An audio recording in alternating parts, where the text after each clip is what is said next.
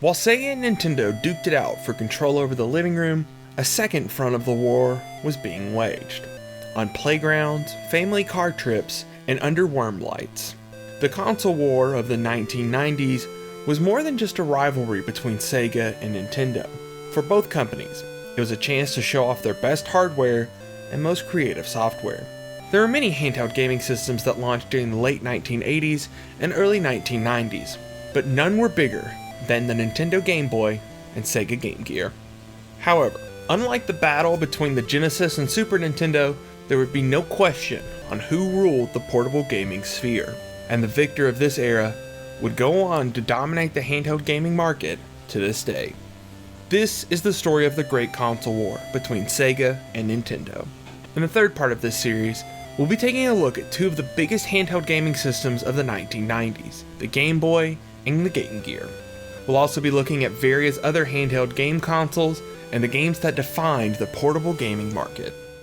Before the NES, Nintendo was best known for two things in North America. One were their popular arcade titles, like Donkey Kong and Mario Bros. The other was a series of handheld systems known as the Game & Watch, developed by Nintendo's R&D 1 unit that was led by legendary game designer Gunpei Yokoi. Game & Watch units were simple, cheaply made, and very popular in the home country of Japan.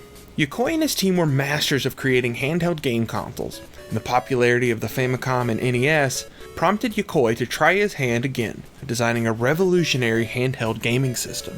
The original idea behind what would become the Game Boy was simple. The new system would feature a dot matrix display as opposed to the LCD overlays featured on the Game & Watch systems. Secondly, the system would have a cartridge slot to allow players to interchange cartridges, much like the NES. As the Game Boy continued development, the D-pad and two face buttons from the NES controllers were incorporated into the system's design. Powered by 4 AA batteries and a sleek, compact design, the Game Boy looked like a surefire hit for Nintendo. On April 21st, 1989, the Game Boy launched in Japan for 12,500 yen. 4 games were available for purchase with the system, including Super Mario Land, Mario's first portable adventure developed by Yokoi's team at R&D 1. Within 2 weeks, the Game Boy was sold out in Japan, with over 300,000 units in gamers' hands. A North American launch followed a few weeks later, when the Game Boy debuted on July 31st for $89.99. Like in Japan, the Game Boy was an instant success, selling 40,000 units in its first day. North America saw some of the same launch games as Japan, and a new title, Tennis, was also available on day one. The most popular game for the Game Boy, however, was the pack-in title of Tetris. Developed by Russian computer engineer Alexei Pajanov, Tetris seemed like an odd choice compared to the previous titles Nintendo included with their consoles. The rights to Tetris were spread between a litany of companies for publishing at the time. Hank Rogers, founder of Bulletproof Software, wanted to pursue licensing the game for the Game Boy and NES. Rogers was a strong advocate for the game and approached Nintendo of America's president Minoru Arakawa about including the game as a pack-in title for the Game Boy. Arakawa didn't seem interested, as they planned to have Super Mario Land as the pack-in title. Rogers gave a quite famous rebuttal in response. "Mr. Arakawa, you need to include Tetris with every Game Boy. If you want little boys to buy your Game Boy, pack in Mario. But if you want everybody to buy your Game Boy, pack in Tetris." Arakawa was convinced by Rogers to include the game with every Game Boy. Bulletproof Software acquired the license for the game from various parties, and Nintendo published the title. Tetris went on to become the best-selling Game Boy game of all time, with over 35 million units sold. A European launch of the Game Boy followed in 1990. Like in North America, the Game Boy was bundled with Tetris, and featured the same lineup of games, excluding Tennis. The Game Boy was well received by both fans and critics. However, the Game Boy wasn't in a perfect position. Despite its successful launch, the Game Boy wasn't exactly a powerhouse gaming console. While later titles would push the hardware to its limits, early Game Boy games looked worse than their NES counterparts. The Game Boy's monochrome display and lack of a backlight made games difficult to play outside of well-lit rooms. To make matters worse, the Game Boy wasn't alone in the handheld gaming market. By the end of 1991, 3 other major game console manufacturers would release their own portable gaming devices. Less than 2 months after the Game Boy hit store shelves in North America, a more powerful competitor was released. On September 1st, 1989, the Atari Lynx launched for $179.99. The Lynx was significantly more powerful than the Game Boy, and the Atari name still held sway in the North American gaming market. The Lynx was created by Atari Corporation, not to be confused with Atari Inc., the pioneers behind the successful Atari 2600. Jack Tramiel, founder of Commodore International, purchased the name and assets of Atari from Warner Communications in 1984. Atari Corporation had seen some success in the world of video games. In 1985, the company released the Atari ST, the first in a lineup of personal computers. In 1986, Atari Corporation attempted to get back into the console gaming with the Atari 7800, although their new system wasn't able to put the Atari name back on top. At first, the Lynx was a moderate success, and seemed to be giving the Game Boy a run for its money. The Lynx featured a colored LCD screen, and boasted beefier hardware than Nintendo's Game Boy. By the end of 1990, the Lynx sold over 500,000 units worldwide, but the lack of notable software and a higher price of entry kept Nintendo's Game Boy on top of the gaming world. The next major handheld console didn't hit store shelves until the end of 1990, when NEC released the TurboExpress in both North America and Japan. Like the Lynx, the TurboExpress had a full-colored LCD display. The TurboExpress was a powerhouse of a system. All HuCard games for the TurboGrafx 16 were playable on the TurboExpress, giving players a real console experience on the go. The TurboExpress, however, would not make much of an impact beyond its high specs. Sound issues plagued the system from launch, with many units having sound failure right out of the box. Screen issues were also a common occurrence. The unit launched at a retail price of $249.99 in North America and 44,800 yen in Japan, far higher than its competitors at the time. The TurboExpress was an energy hog as well. It took 6 AA batteries to power the system. Those 6 batteries lasted anywhere from 2 to 3 hours, facilitating some to invest in power adapters to save on batteries. All of this led the TurboExpress to have a very small adoption rate in both North America and Japan. Late 1990 saw one final player enter the ring for the title of Handheld Gaming King, and it was none other than Sega. On October 6, 1990, the Game Gear released in Japan for 19,800 yen.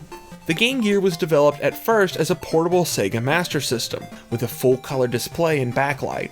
Production of the Game Gear was rushed, however, after Sega saw the success Nintendo had when they launched the Game Boy in 1989.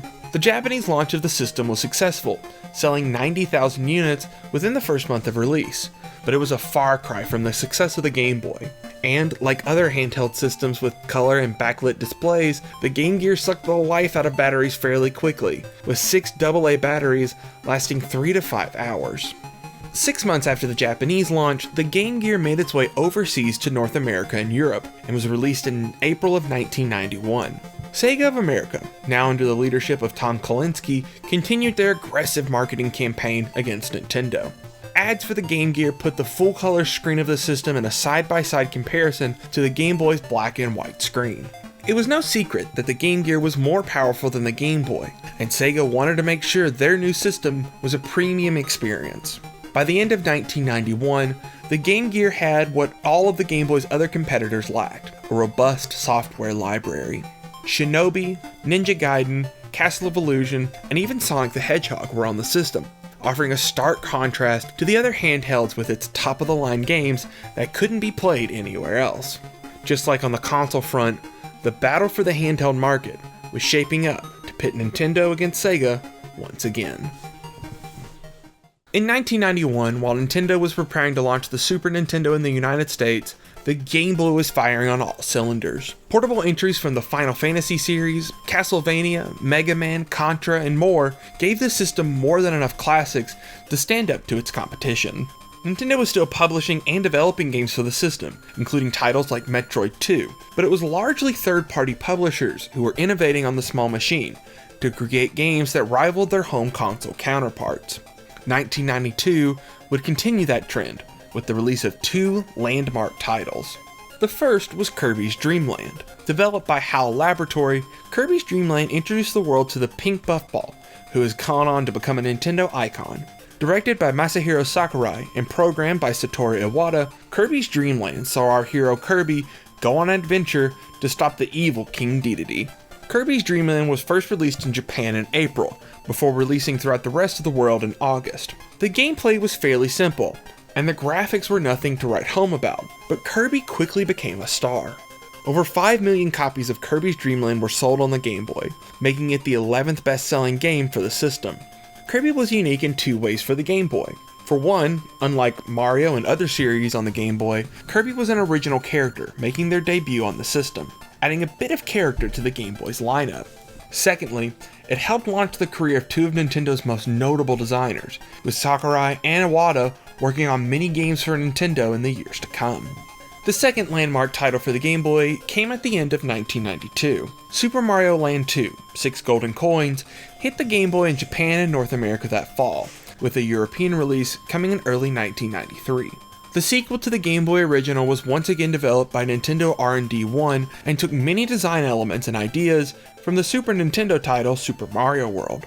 While it wasn't quite as popular as the original Super Mario Land, Super Mario Land 2 was still a massive success, selling over 11 million copies.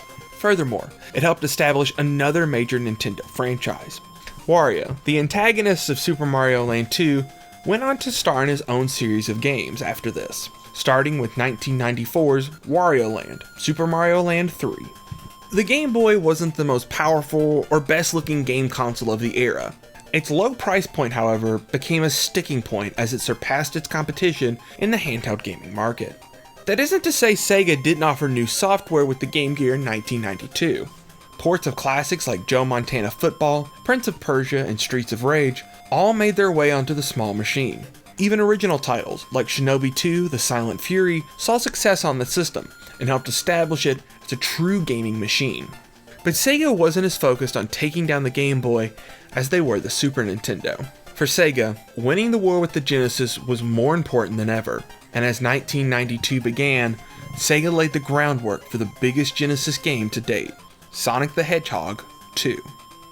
Thanks for watching.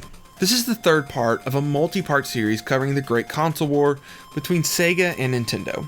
If you enjoyed the video, remember to leave a like and share this video on your favorite social media sites to help this channel grow. Subscribe to catch the next episode when it comes out next week. Next time, we'll return to the home console front as Sega prepares to launch their biggest game yet, and Nintendo looks for ways to keep Sega from ruling the North American video game market.